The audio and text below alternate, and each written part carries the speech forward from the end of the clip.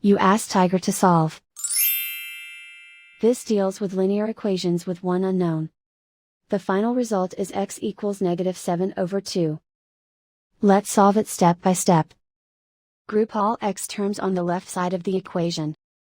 Subtract 2x from both sides.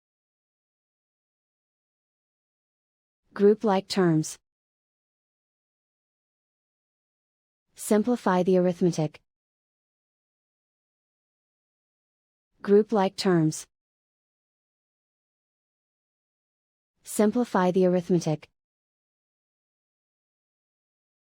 Group all constants on the right side of the equation. Subtract 4 from both sides.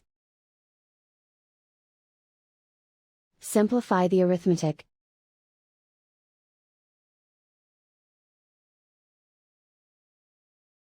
Isolate the x. Divide both sides by 4. Simplify the fraction. Find the greatest common factor of the numerator and denominator. Factor out and cancel the greatest common factor. And so the final result is x equals -7/2.